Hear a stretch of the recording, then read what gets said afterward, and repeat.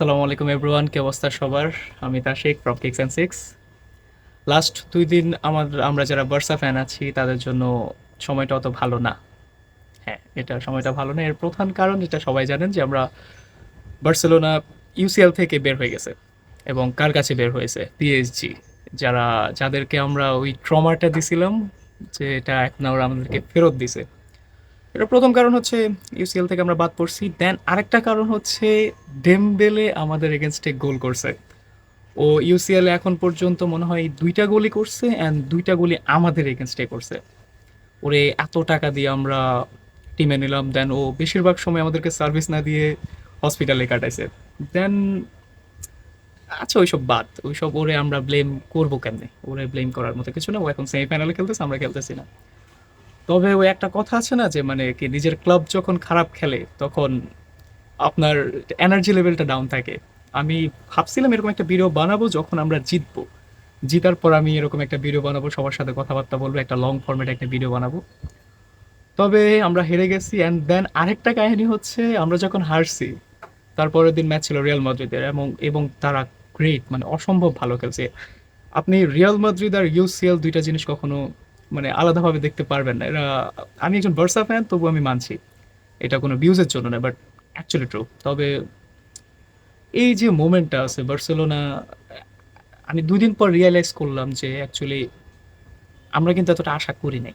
Literally আমরা যারা Barcelona fan আছি, যারা তারা সিজনের শুরুতে, আপনি একদম বুকে হাত দিয়ে বলেন যে আপনি কতটুকু এক্সপেক্ট করছিলেন যে বার্সেলোনা ইউসিএল এর কোয়ার্টার ফাইনালে খেলবে।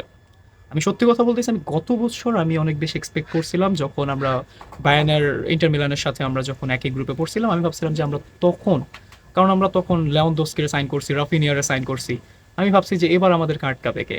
বাট আমরা একটা রিয়েলিটি চেক পাইছি, আমরা গ্রুপ স্টেজ থেকে বের হয়ে গেছি। সেটা প্যারা না, এবছর আমি লিটারালি আমি কোনো এক্সপেকটেশনে রাখি নাই। আমি ভাবছিলাম এবার হয়তো আমরা রাউন্ড অফ 16-এর ন্যাপোলির সাথে আমরা বের হয়ে যাব। তবে ন্যাপোলির সাথে দুর্দান্ত খেলে বের হয়েছি।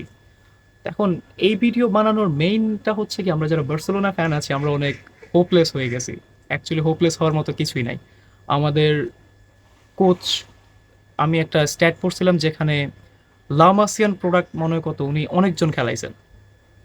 এখন এই বাচ্চা বাচ্চা পোলাপান দিয়ে আমরা যে ইউসিএল এর কোয়ার্টার ফাইনাল পর্যন্ত খেলছি, এবং কোয়ার্টার ফাইনাল আমরা একটা একটা লেগ জিতে আসছি। আমরা আমাদের হোম স্টেডিয়ামে আমরা হেরে গেছি, সেটা একটা আছে দুঃখের বিষয় অবশ্যই থাকবে, কারণ আমরা আমাদের টিমটা হেরে গেছে। বাট আপনি পজিটিভ দিকগুলো চিন্তা করেন। আপনি সিজনের শুরুতে কিন্তু আপনি কখনো চিন্তা করেন নাই যে বার্সেলোনা এত দূরে আগাবে। আমি হয়তো ভাবছি যে লিগ আর একটু ডমিনেন্স দেখাবে, বাট লিগটা আমরা শুরু থেকে পিছিয়ে আছি। আমাদের সিজনের স্টার্টিংয়ে আমাদের মেইন ইলেভেনের 6 থেকে 7 জন প্লেয়ার আমাদের ইনজুর। এখন সেই ধারা ধরে আমরা যে এত দূর আসছি, এটাও কিন্তু আমাদের জন্য একটা ব্লেসিং। তো আপনারা, আমরা যারা বার্সেলোনা ফ্যান আছি, আমরা ইনশাল্লাহ আমরা নেক্সট ইয়ার আরো ভালো করবো। এটা আমার একদম মানে আমার মন থেকে আসতেছে, কারণ আমরা দেখেন আমরা কয়েকটা ইয়ং প্রসপেক্ট পাইছি, যেমন লামিন ইয়ামাল, পাও কুবার্সি, ফার্মেন লোপেজ। দেখেন এই তিনটা তিনটা মানে কি বলবো, লামাসিয়ান গ্রেট প্রোডাক্ট আসছে। এগুলো যদি আমরা বাইরে থেকে কিনতে যেতাম আমাদের মিলিয়ন মিলিয়ন ইউরো খরচ করতে হইতো। বাট এখন আমাদের এটা লাগতেছে না। আমি আশা করতেছি নেক্সট টাইম আমরা আরো ভালো কিছু করতে পারবো। আর এছাড়া আমি কিছু সান্ত্বনা দেওয়ার মতো না। আমি ভাবছিলাম আমরা জিতবো, আমরা সেলিব্রেট করবো একসাথে, বাট এখন আমাদেরকে একজন একজনকে সান্ত্বনা দেওয়া লাগতেছে। এরপরে তো আমাদের যে রাইভাল, ওরা সেমিফাইনালে চলে গেছে, তাদেরকে কংগ্রেচুলেশন, তাদেরকে অনেক বেশি অভিনন্দন। তবে আমরা যারা বার্সেলোনা ফ্যান আছি তারা আশা হারাবেন না। এই টাইমটা হচ্ছে আমরা যে অ্যাকচুয়াল বার্সেলোনা সাপোর্ট করি, আমরা যে একটা ক্লাবের প্রতি আমরা যেটা কি বলে ডেডিকেটেড, এটা কিন্তু শো করার টাইম।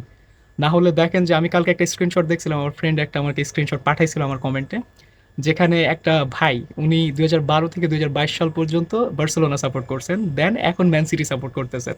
বাট অ্যাকচুয়ালি তা না, আমি হয়তো 2012 সাল থেকে দেখি না, আমি আরো পর থেকে ফুটবল রেগুলার খেলা মানে দেখা স্টার্ট করছি। আমি, মেসি চলে গেছে বাট আমি কখনো পিএসজি সাপোর্ট করতে পারি নাই। আমি লিটারালি কখনো পারি নাই। আমি বার্সেলোনাতে স্টিক করছি, এবং ভবিষ্যতে ইনশাল্লাহ আমি বার্সেলোনাতে স্টিক করব। এই ব্যাচটার প্রতি আলাদা ভালোবাসা কাজ করে, যত প্লেয়ারে আসুক। এখন আর আমি কোনো প্লেয়ারের প্রতি না, আমার বার্সেলোনার ফেভারিট প্লেয়ার হচ্ছে ফ্র্যাঙ্কি ডি ইয়ং। তবে ও যদি চলেও যায় আমার কিছু আসবে যাবে না, আমি বার্সেলোনা ফ্যান, আমি বার্সেলোনাকে সাপোর্ট করে যাব। তবে নেক্সট ইয়ারে আমাদের কিছু জিনিস আমাদেরকে আপগ্রেড করা উচিত, যেমন লেভানডস্কি, ওর রিপ্লেসমেন্ট আমাদের 100% লাগবে, একটা সিডিএম লাগবে। আমরা কিন্তু বুস্কেটের আমরা এখনো পর্যন্ত কোনো রিপ্লেসমেন্ট পাই নাই। আমরা ভিটোর রোগকে পাইছি, বাট ও যে অ্যাকচুয়াল এভাবে ও কিন্তু ওভাবে মেলে ধরতে পারে না, ওর টাইম লাগবে। ও এখনো অনেক বাচ্চা একটা ছেলে। বাচ্চা যেমন বলতেছে আমি অনেক বুড়ো না, আমি অনেক বুড়ো না, বাট ও অন্যান্য মানে টিমের অন্যান্য প্লেয়ার থেকে অনেক ইয়াতে আছে। তো এইসব জিনিসগুলো যখন আমরা আপগ্রেড করতে পারবো, আমি আশা করি যে আমরা অনেক ভালো কিছু করতে পারবো নেক্সট ইউসিএলে। তাই বার্সা ফ্যানরা কখনো হতাশ হবেন না। আমাদের ক্লাব আমাদেরকে এখন যে যখন হতাশায় ডুবাচ্ছে, ইনশাল্লাহ সামনের সিজনগুলোতে অনেক অনেক পরিমাণ খুশি দিবে। তাই ভরসা রাখুন। সবাইকে ধন্যবাদ এতটুকু ভিডিও দেখার জন্য। আমি জানি না কয়জন দেখছেন, আসলে দেখছেন কিনা। যদি না দেখে থাকেন তাহলেও সমস্যা না, আমার মনের কথাগুলো বলার ছিল, আমি বলে দিছি। অ্যান্ড ভিস্কাইল বার্সা, ভিস্কাইল Catalonia. Thank you so much. আর আশা হারাবেন না, আমরা নেক্সট ইউসিএল অনেক ভালো ফাইট দেবো, এটা আমার মন থেকে আসতেছে, ইনশাল্লাহ পারবো। ধন্যবাদ সবাইকে। ভিস্কাইল বার্সা।